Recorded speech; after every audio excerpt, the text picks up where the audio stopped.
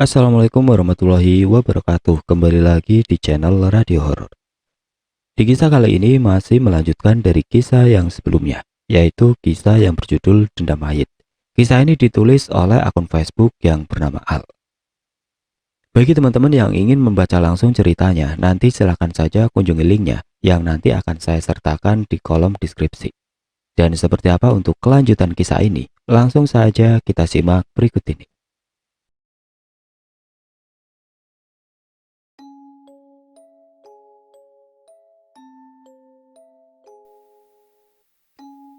Reza masih terus meratapi kepergian Rati. Pelan aku angkat bahunya untuk mengajaknya pulang. Namun dia lebih memilih untuk ke rumah Rati untuk membaca Yasin.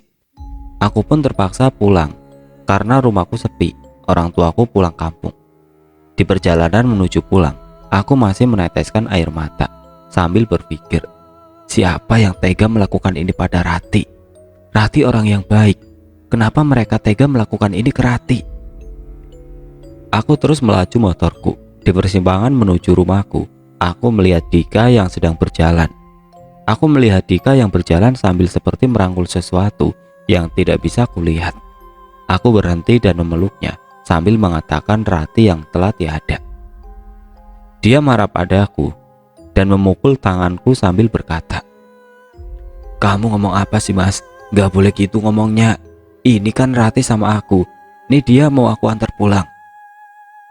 Aku pun menelan ludah karena aku tidak melihat siapapun di samping Dika. Di sini hanya kami berdua, aku dan Dika saja. Aku tidak melihat siapapun. Aku langsung menyadarkan Dika. "Dik, sadar kamu Dik. Kamu gak boleh ngomong gitu. Rati udah tenang di sana. Kamu jangan gitu Dik. Kamu sadar Dik." Dika tidak memperdulikanku yang sedang berbicara. Dan dia mendorongku. Dia langsung berlari pergi meninggalkanku. Bagai tersambar petir di siang bolong, aku rasakan di satu sisi, aku baru kehilangan sahabatku Rati. Ditambah lagi melihat keadaan Dika yang seperti itu. Rasanya ini semua seperti mimpi. Aku gak pernah menyangka bahwasanya semua akan terjadi seperti ini. Ingin sekali rasanya mereka semua kurangkul dan balik lagi ke masa remaja kami dulu yang tidak pernah sedikit pun ada kata sedih maupun duka. Aku sangat merindukan persahabatan kita yang dulu. Tidak aku sadari, aku nangis. Sudah berjam-jam tanpa henti memikirkan ini semua. Rasanya aku belum ikhlas melepas Rati karena menurutku dia wanita yang baik, ramah, cantik dan pintar. Aku gak habis pikir kenapa orang tega melakukan itu ke Rati. Sesampainya aku di rumah, aku mandi dan duduk di ruang tamu dan aku pun tertidur di ruang tamu. Karena badan dan pikiranku capek, satu harian ini mataku pun membengkak akibat terus menangis. Pagi aku terbangun. Kulihat matahari tersenyum indah dan cerah menyambutku dari bangun tidurku. Namun indahnya mentari pagi tidak seindah perasaanku yang sedang dihujani duka. Duh, badanku pada sakit semua. Badanku sakit semua akibat semalaman aku tidak bisa beristirahat. Mulai dari sepulang kerja, aku teringat lagi kejadian semalam. Hatiku masih saja belum bisa mengikhlaskan kepergian sahabatku. Mengingat kejadian tadi malam, aku merasa itu semua hanyalah mimpi. Namun aku langsung menyadarkan diriku akan kenyataan yang pahit ini, dan harus aku terima semuanya dengan ikhlas. Hati dan pikiranku terus berperang memikirkan siapa pembunuh Rati. Ingin rasanya segera aku mengetahui pelakunya dan menanyakan apa motifnya sampai ia tega menghilangkan nyawa Rati. Langsung aku bergegas mandi. Setelah mandi dan sarapan, aku langsung ke rumah Rati. Kulihat Reza masih ada di sana dengan wajah yang lesu dan lemas. Dia masih saja terus menangis, didampingi orang tuanya dan orang tua Rati. Aku paham akan perasaan Reza. Mungkin ini kenyataan yang pahit dialaminya karena mereka akan menikah bulan depan. Tetapi sang pujaan hati sudah terlebih dahulu dilamar kematiannya. Aku mendekati Reza dan memeluknya sambil berkata, "Sabar ya Sa, ini semua udah takdir dan ini semua cobaan untuk kita. Kamu sayangkan sama Rati. Kamu gak boleh kayak gini Sa. Kamu harus ikhlas. Kamu jangan sedih. Ntar Rati juga sedih." Reza pun memelukku sangat kuat sambil dia menangis. Ku coba untuk menenangkan Reza sampai akhirnya Reza pun berhenti menangis. Dia terlihat sangat lemas karena baru juga dia balik dari Jawa. Ditambah lagi dia harus mendapatkan peristiwa seperti ini. Tidak berapa lama ku ambilkan dia makan. Setelah makan dia berbicara padaku. "Mas, makasih ya mas, udah nguatin aku. Aku betul-betul udah gak bisa berbuat apa-apa lagi. Rasanya separuh hidupku udah mati bersama Rati." Aku pun memeluknya sambil berkata, "Sudah Za, kamu ikhlasin aja ya. Yang kehilangan bukan kamu doang kok. Aku, teman-teman kita, bahkan orang tua Rati. Kamu yang sabar ya. Kita doakan saja agar dia tenang di sana ya Za. Kamu temenin aku ya mas ke pemakaman. Aku mau ziarahin Rati." Aku pun mengiyakan ajakan Reza. Kami langsung ke pemakaman menggunakan motor. Sesampainya di pemakaman, kami berdua terkejut.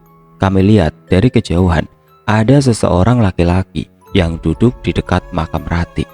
Kami saling bertanya, "Mas, itu siapa? Ngapain laki-laki itu di makam Rati?" "Lah kamu gimana sih Za? Aku kan juga baru sampai sih sama kamu. Ya aku nggak tahu lah itu siapa." Bergegas kami menghampiri laki-laki itu. Tidak kami sangka-sangka, ternyata laki-laki itu adalah Dika. "Dik, kamu ngapain di sini?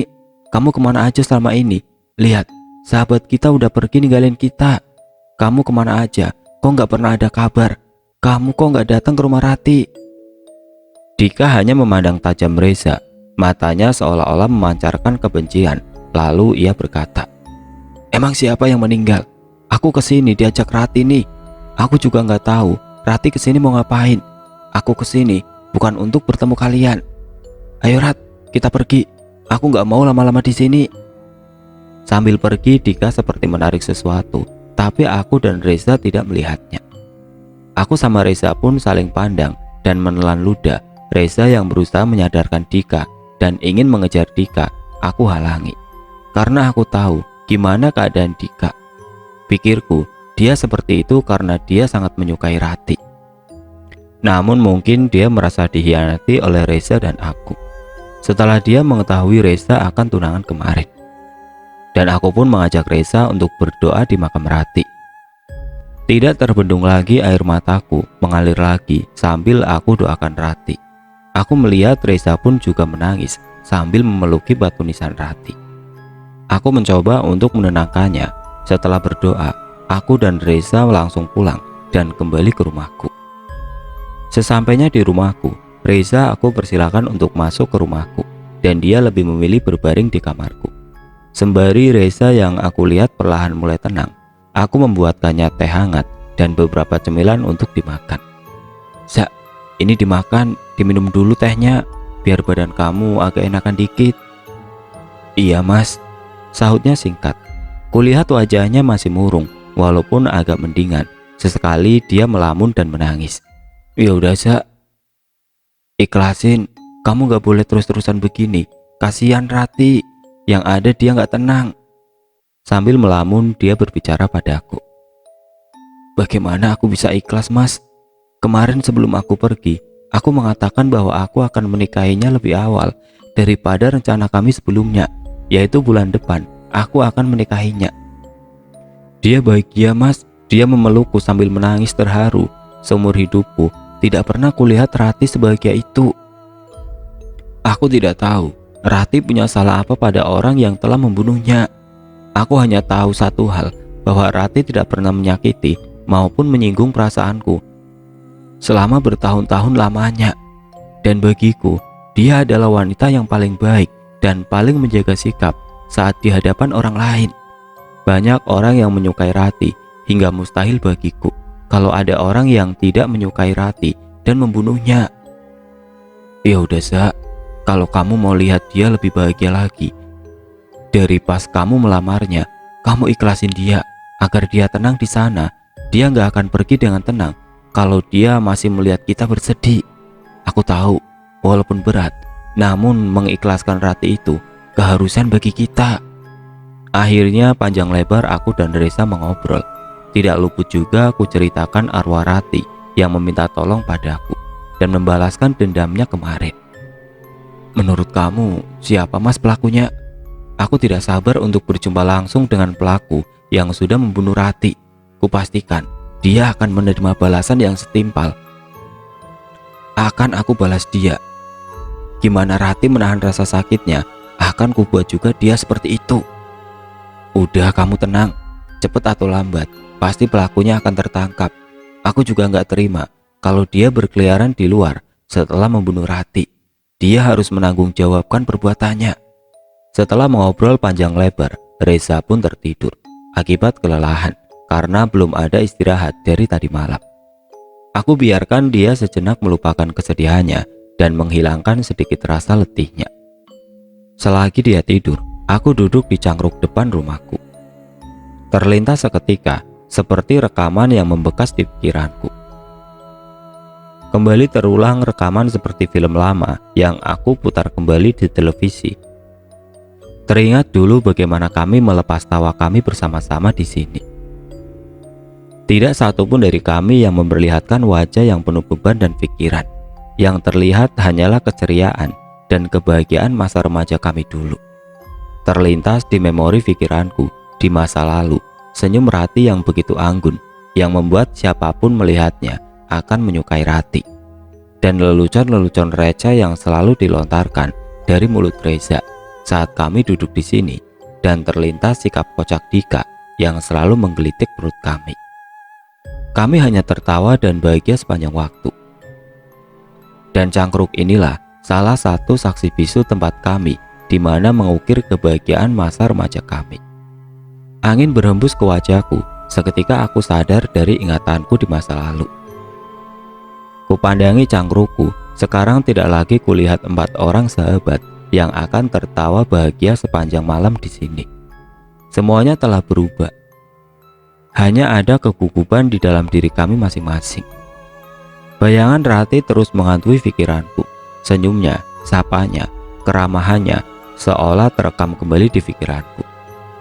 Tidak kusadari air mataku pun sudah membasahi pipiku. Rasa rinduku kepada sahabatku terus menggebu di dalam hatiku. Ingin rasanya aku memeluk kalian semua. Tapi rasaku sekarang itu sudah menjadi hal yang mustahil. Karena hanya beberapa saja dari kalian yang bisa kugapai. Aku pun memejamkan mata sambil terduduk. Semilir-semilir angin menyentuh lembut kulitku dan mengelus lembut wajah dan rambutku. Terngiang kembali di kupingku suara-suara tawa dan canda yang pernah kita alami dulu-dulu di sini. Terdengar suara tawa di masa lalu yang aku rasakan seperti tidak ada beban apapun. Tertawa seolah-olah kami akan baik-baik saja sampai nanti kami menua. Doa aku panjatkan, aku berdoa untuk Rati agar ia tenang di sana. Al-Fatihah, senantiasa aku persembahkan untukmu Rati. Dan kudoakan juga untuk Dika agar ia lekas membaik. Tiba-tiba ada sebuah tangan yang menepuk pundakku dari arah belakang. Menyadarkanku dari lamunanku saat aku berbalik badan untuk melihat siapa yang ada di belakangku. Aku terkejut. Ternyata Reza sudah ada di belakangku berdiri. Kamu ini Za, ngagetin aku aja sih, ketusku. Kamu juga ngapain ngelamun di sini? Aku cari ke belakang, kamu gak ada. Tahu-tahu di sini melamun. Mikirin apa sih kamu mas? Sebatang rokok aku tarik dari bungkusnya. Aku hisap sambil kusuruh Reza duduk di sampingku. Kamu tahu gak Za, aku di sini ngapain? Aku lagi teringat masa-masa remaja kita dulu. Kubandingkan kita yang dulu dengan yang sekarang. Setelah kulihat-lihat, kita yang sekarang bukan kita yang dulu. Kita yang sekarang terlihat susah untuk tertawa. Tidak usah tertawa, untuk tersenyum saja sekarang terasa sulit sekali. Serasa jauh untuk kita gapai kebahagiaan kita lagi. Iya mas, aku juga ngerasain hal yang sama seperti kamu. Salah kita apa? Hingga nasib persahabatan kita seperti ini. Aku prihatin dengan keadaan Dika. Ada apa dengan Dika? Kenapa dia jadi seperti itu? Apa yang dialaminya selama ini? Kamu tahu mas, ada apa dengan Dika? Aku juga nggak tahu Za, kenapa Dika seperti itu. Beberapa hari ini, aku bertemu dengan dia. Dia selalu bersikap seperti itu. Ya udah Sa, kamu mandi dulu di rumahku aja. Nanti aku pinjamkan bajuku. Nanti selepas maghrib kita pergi tahlil ke rumah Rati. Setelah itu kita cari Dika. Reza pun bergegas mandi. Tidak berapa lama kemudian HP ku bergetar. Telepon dari Mama Rati. Halo Bu, Assalamualaikum. Ada apa ya Bu? Halo Le, kamu sama Reza ada di mana? Kamu sama Reza bisa nggak ke pabrik? Di sini lagi olah TKP. Kamu bisa nggak ke sini? Polisi mau minta keterangan sedikit dari kalian. Oh iya Bu, bisa. Setengah jam lagi aku dan Reza segera sampai ke sana Bu. Reza keluar dari kamar mandi langsung bertanya, siapa Mas yang telepon? Ibunya Rati telepon. Tadi ibunya meminta kita untuk datang ke pabrik. Di sana sedang ada olah TKP. Polisi ingin meminta keterangan sedikit dari kita. Oh, ya udah ayo, buruan kita ke sana. Ya udah, kamu pakai baju dulu. Itu bajunya udah aku sediain di kamar. Tidak berapa lama kemudian, Reza sudah siap pakai baju. Kami langsung bergegas menuju pabrik. Sesampainya kami di sana, terlihat banyak sekali orang berkumpul di tempat kejadian penemuan mayat Rati dan beberapa polisi yang sedang melakukan olah TKP. Ibunya Rati menghampiri aku dan Reza bersama 2 polisi, dan polisi tersebut mengajak kami ke sebuah warung. Di sana aku, Reza, ibunya Rati, dan 2 polisi duduk di warung itu. Dan polisi tersebut langsung bertanya padaku tentang keseharian Rati di tempat kerja, dan apakah ada orang yang tidak menyukai Rati. Dan polisi tersebut menanyakan tentang keberadaan Dika. Aku pun menjelaskan secara rinci dari A sampai Z tentang bagaimana keseharian Rati dan kapan terakhir aku bertemu Rati. Dan kalau Dika, kami juga sedang mencarinya. Kami tidak mengetahui keberadaannya. Yang saya pribadi tahu, kalau Dika keadaannya sedang tidak baik. Seorang polisi memegang pena dan sebuah lembaran kertas putih dan mencatat kesaksianku dan Reza. Setelah rasa polisi itu cukup menerima kesaksianku dan Reza, mereka berdua pamit dan pergi. Aku lihat Ibu Rati yang sedang duduk di hadapanku terlihat lesu. Aku langsung menghampirinya dan memberinya ketenangan sedikit. Bu, sabar ya Bu. Ini semua cobaan buat kita. Kita harus ikhlas. Pasti secepatnya bakalan ketangkap. Ibu kecewa sama kalian. Kalian tidak bisa menjaga Rati. Kalian bersahabat 3 laki-laki. Masa kalian bertiga tidak bisa menjaga satu wanita sahabat kalian? Ibu nggak tahu lagi mau berbicara apa. Ini pukulan terbesar di hidup ibu. Rati putri satu-satunya ibu, dan sekarang dia sudah tidak lagi bersama ibu. Reza tiba-tiba langsung menghampiri ibunya Rati dan menangis sambil mencium tangan ibunya Rati. Maafkan kami Bu, kami tidak bisa menjadi sahabat yang baik untuk Rati. Kami tidak becus menjaga Rati. Maafkan kami Bu. Ya udahlah Leh, percuma juga minta maaf. Semua sudah terjadi. Mau gimana lagi? Semuanya udah diatur Gusti Allah. Kita hanya bisa menjalankannya saja. Kami berdua pun tertunduk dan merasakan kesalahan dan penyesalan yang mendalam. Kami telah gagal menjaga Rati. Kami bodoh. Kami ceroboh. Hanya menjaga satu wanita saja, kami tidak bisa. Terlalu sibuk dengan urusan masing-masing. Sudah Leh, kalian jangan ngerasa bersalah gitu. Ya udah, Ibu permisi, pulang dulu ya. Udah mau maghrib. Makasih udah mau datang ke sini. Ya, jangan lupa kalian berdua datang ke rumah untuk tahlilan. Baiklah Bu, nanti setelah habis maghrib kami datang ke rumah. Ibunya Rati pun pergi meninggalkan kami. Sementara aku dan Reza masih melihat proses olah TKP di pabrik. Salah satu seorang karyawan pabrik mengatakan bahwa dia melihat Rati terakhir kalinya dia pergi bersama Dika. Dika menjemputnya setelah Rati selesai kerja dan hendak pulang. Dika sudah menunggunya di depan pabrik, jawabnya. Perasaanku mulai tidak enak. Beberapa pikiran jelek masuk ke dalam pikiranku tentang Dika. Apakah dia yang melakukan ini ke Rati? Rasanya tidak mungkin, karena setauku Dika juga mencintai dan menyukai Rati. Jadi aku rasa tidak mungkin ia yang melakukannya. Waktu menunjukkan pukul 17.40 hingga akhirnya olah TKP pun selesai. Ada beberapa poin yang menyatakan bahwasanya Rati memang dibunuh oleh seseorang. Namun polisi belum mengabarkan siapa pelaku pembunuhan, dan polisi akan melakukan otopsi dan visum untuk mendapatkan bukti yang lebih kuat lagi. Setelah selesai olah TKP, aku dan Reza pun juga kembali ke rumah. Di jalan Reza bertanya, "Mas, kamu memikirkan sesuatu sama seperti yang kupikirkan tidak mas? Apa mungkin Dika pelakunya?" "Ah, mana mungkin lah Za. Dia sahabat kita, udah 5 tahun kita berteman. Kamu tahu gimana dia Za. Jadi kurasa tidak mungkin dia tega melakukan itu ke Rati." "Iya mas, aku tahu dia gimana. Yang kamu bilang benar. Mana mungkin dia melakukan itu ke Rati. Lagian apa untungnya dia lakukan itu ke Rati?"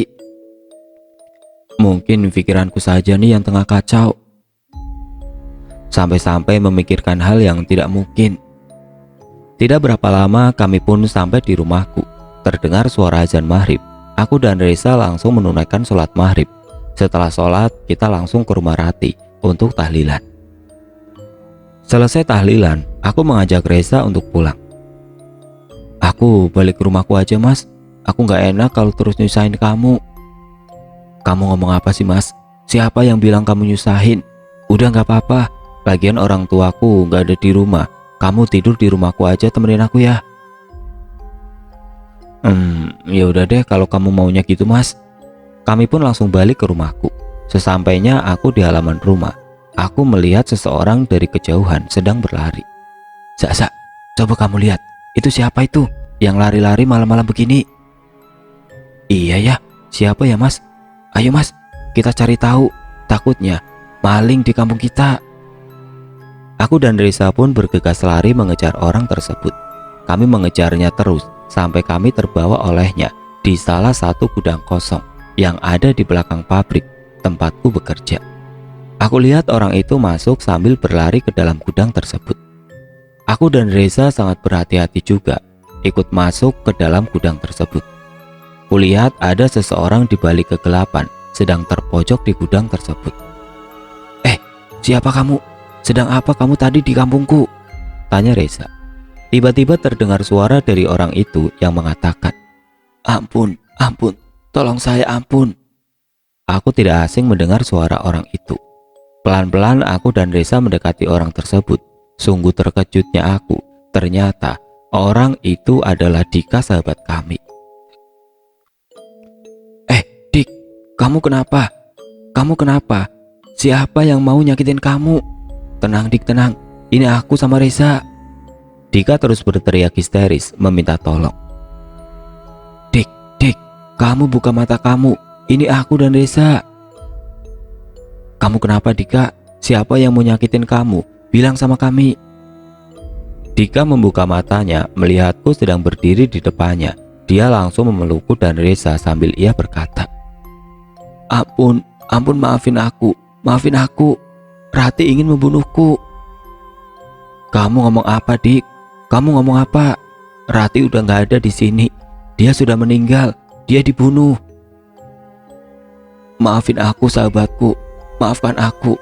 Aku telah membunuh Rati. Di sini akulah yang telah membunuhnya. Aku membuang mayatnya di limbah pabrik. Maafkan aku. Sekarang Rati ingin membalas dendam dan membunuhku. Aku telah dibutakan oleh cemburuku saat ku dengar Rati akan menikah dengan Reza. Aku telah dibutakan rasa cemburu dan membunuhnya." Sontak kaki dan badanku lemas saat mendengar pengakuan Dika. Aku pun menjauhinya dan terduduk. Tidak kusangka ternyata pembunuh Rati adalah sahabatku sendiri. Bagai tersambar petir di siang hari, makin hancur hatiku saat ini. Aku tidak bisa berkata apa-apa lagi. Sambil terduduk, aku menangis dan sangat menyayangkan hal ini.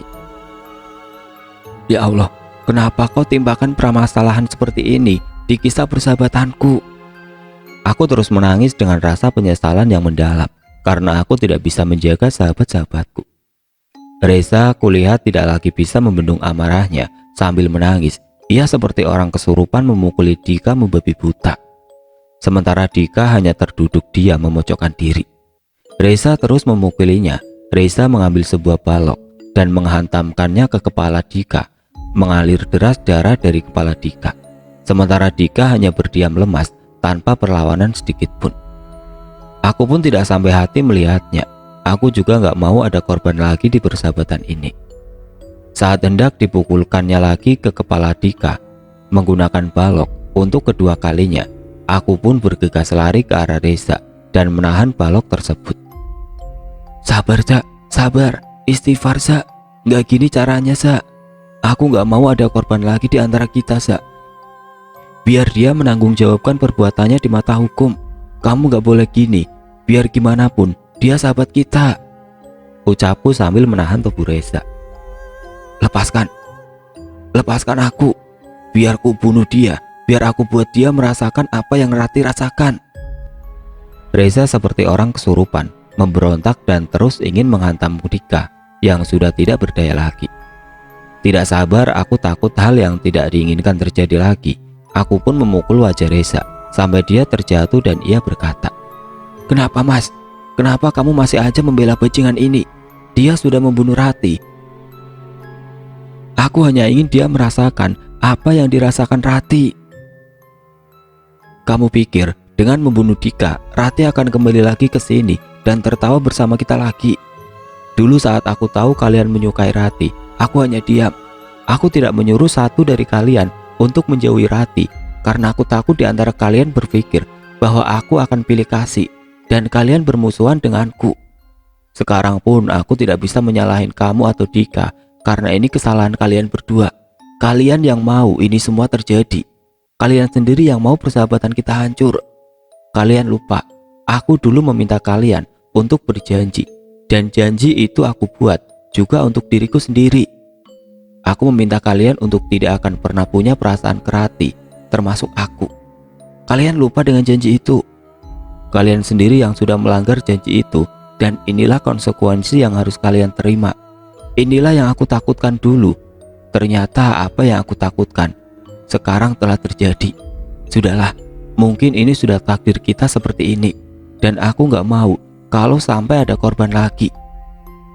Cukup sudah bagiku. Kehilangan Rati adalah pukulan yang mendalam bagiku. Aku tidak mau lagi melihat satu dari kalian harus terbunuh lagi. Reza tertunduk sambil menangis. Aku langsung bergegas menelpon polisi untuk menangkap Dika sebagai pelaku pembunuhan Rati, dan ia akan bertanggung jawab atas perbuatannya. Tidak berapa lama polisi datang membekuk Dika, membawanya ke kantor polisi dan bertanggung jawab atas perbuatannya. Ada dua perasaan yang harus aku rasakan malam ini. Pertama, aku senang pelaku pembunuhan Rati tertangkap. Kedua, aku juga merasa sedih dan menyesali ini semua. Kenapa harus Dika yang melakukan kekejian itu ke Rati? Kenapa harus dia? Sambil menangis, aku duduk di samping Reza yang dari tadi masih melamun dan menangis sambil aku elus pundaknya dan aku berkata, "Sudahlah, sudah takdirnya bagi kita untuk menyesali segala kesalahan kita. Tidak perlu kamu meratapi lagi kesalahan yang sudah terjadi dan segala hal yang sudah pergi. Nasib sudah menjadi bubur. Disesali pun tidak ada artinya lagi. Ini udah takdir kita bersama." Aku menyesal, aku ceroboh. Maafin aku, Mas. Karena aku semuanya jadi begini. Kalau saja aku tidak mempunyai perasaan ke Rati, mungkin kamu, aku, Dika dan Rati masih bahagia seperti dulu. Aku lebih pantas mati, Mas, daripada aku hidup dengan rasa penyesalan. Sambil menangis, Reza berbicara padaku. Sudahlah, Za, tidak ada artinya lagi kamu menyesal. Kamu gak boleh gitu ngomongnya. Entar Ratinya sedih ngelihat kamu seperti ini. Sudah, ini sudah takdir yang ditentukan Allah untuk kita. Allah gak akan uji kita melewati batas kemampuan kita. Kalau kamu dikasih ujian seperti ini, itu tandanya kamu kuat. Ikhlasin ya apa yang sudah terjadi. Doakan saja Rati agar tenang di sana. Rati pasti sangat senang di sana melihat kamu yang sangat mencintainya. Setelah polisi membawa Dika, aku dan Reza pun kembali ke rumahku. 3 hari kemudian aku mendapatkan telepon dari kantor polisi bahwa hari ini Dika akan disidang. Za, ini aku barusan dapat telepon dari kantor polisi bahwa Dika akan disidang hari ini. Kamu mau ikut nggak menghadiri sidang? Tanyaku. "Ya udah aku ikut mas," jawabnya singkat. Kami pun bergegas datang ke gedung pengadilan dan menghadiri sidang Dika. Sesampainya aku dan Reza di pengadilan, aku melihat Ibu Rati yang juga hadir di persidangan ini. Aku dan Reza langsung menghampiri ibunya Rati dan menyalim tangannya. Tetapi aku tidak melihat satupun keluarga Dika yang hadir untuk mendampingi Dika. Ada apa ini? Kok keluarga Dika gak ada yang datang? Apa keluarganya tidak mengetahui tentang Dika? Tanyaku dalam hati. Ibu Rati menarik tanganku dan berbicara padaku. "Leh, ibu gak nyangka ternyata pembunuhnya Rati adalah Dika. Ibu sangat kecewa Leh dan menyayangkan kejadian ini. Tapi ibu heran, kenapa Dika tega berbuat seperti itu ke Rati? Padahal setahu ibu, dia orang yang baik dan sopan. Tapi kenapa ya Leh?" Aku pun hanya bisa diam, tidak menjawab apapun pertanyaan dari ibunya Rati. Persidangan pun sudah dimulai. Setelah beberapa lama sidang berjalan, akhirnya hakim mengetuk palu dan menjatuhkan hukuman 15 tahun penjara untuk Dika. Seketika tangisku pun pecah melihat Dika yang tertunduk. Tidak sampai hati rasanya aku melihat teman terdekatku harus menghadap hukum. Kulihat Reza pun menangis terseduh-seduh. Terlihat di wajahnya yang menggambarkan sebuah penyesalan yang sangat mendalam. Dan di samping Reza, juga kulihat Ibu Rati yang juga menangis. Kami tidak pernah menyangka Dika bisa berbuat keji seperti itu. Karena setahu kami, kepribadian Dika sangatlah baik. Dia ramah, periang, juga suka menolong orang yang kesusahan. Aku hanya berpasrah kepada Sang Pencipta yang telah menentukan takdir ini. Rasaku ini adalah skenario yang telah Ia ciptakan untuk menjadikanku seorang yang lebih kuat lagi. Dika pun kembali, tangannya diborgol oleh polisi dan polisi menggiring Dika untuk keluar dari gedung pengadilan. Saat ia melintas di depanku dan Reza, kulihat dia tidak berani sedikitpun menatapku dan Reza. Dia hanya tertunduk dan menangis. Aku tahu di mana rasanya di posisi Dika sekarang. Saat Dika hendak keluar dari ruang persidangan, tiba-tiba Reza berlari ke arah Dika dan memeluk Dika sambil menangis. Reza mengatakan, "Maafkan aku, karena kamu jadi begini." Tidak terbendung lagi rasa sedihku. Aku pun ikut berlari ke arah mereka dan memeluk mereka berdua sangat kencang. Saat kupeluk mereka berdua, aku merasakan aku kembali lagi ke masa remaja kami yang dulu terasa sangat indah. Sepertinya aku sangat merindukan masa-masa itu bersama 3 sahabatku. Namun kini sudah berbeda. Terasa sekali ada yang kurang dari kami, yaitu Rati, yang tidak ada di sisi kami saat kami merasakan kehangatan sesaat masa remaja kami. Saat aku peluk Reza dan Dika, tidak terbendung lagi tangis kami. Kami pun menangis dengan hati yang sangat terpukul dengan kejadian ini. Saat aku lepas pelukanku, Dika mengatakan, "Maafkan aku sahabatku, aku tidak bisa menjaga persahabatan ini. Aku telah menghancurkan persahabatan kita." Sambil ia menangis mengucapkan perkataan itu, perlahan polisi mulai menggiringnya lagi. Akhirnya kami pun berpisah. Reza yang aku lihat masih menangis dan sambil mengucapkan penyesalannya. Aku menenangkannya agar ia tidak larut terlalu lama dalam kesedihan dan rasa penyesalannya. Aku masih sering mengunjungi Dika, namun tidak di kantor polisi, melainkan di rumah sakit jiwa. Setelah 2 bulan kemarin Dika di penjara, Dika memperlihatkan sifat yang aneh seperti orang tidak waras. Dia suka berbicara sendiri dan terkadang menangis sendiri. Ia juga terkadang terlihat sedang menari bersama seseorang. Namun aku dan sipir penjara tidak melihat siapapun yang sedang menari dengannya. Polisi pun membuat keputusan untuk memindahkan Dika ke rumah sakit jiwa. Di rumah sakit jiwa, ia masih sering kukunjungi. Namun ia sama sekali tidak mengenalku. Saat bertemu denganku, ia selalu bertanya, "Kamu siapa?" padaku.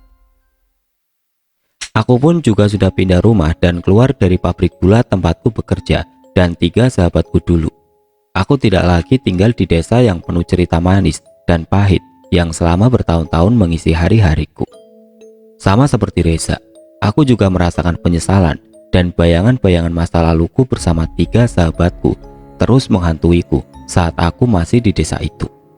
Aku berencana menutup semua kisah-kisahku di desa itu dan memulai langkah baru lagi di hidupku. Terlebih-lebih, aku sekarang sudah menikah. Oh ya, mengenai Rati, ternyata arwahnya masih belum tenang.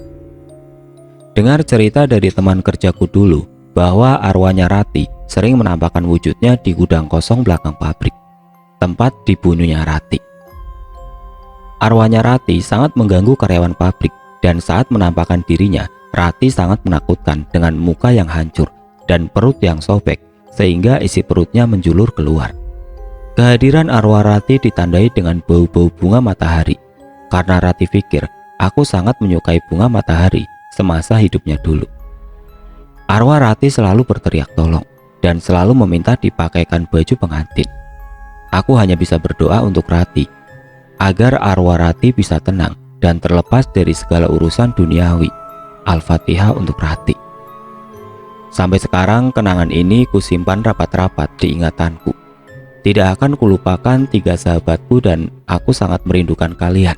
Aku percaya suatu saat kita akan dipertemukan kembali di waktu dan tempat yang sangat indah.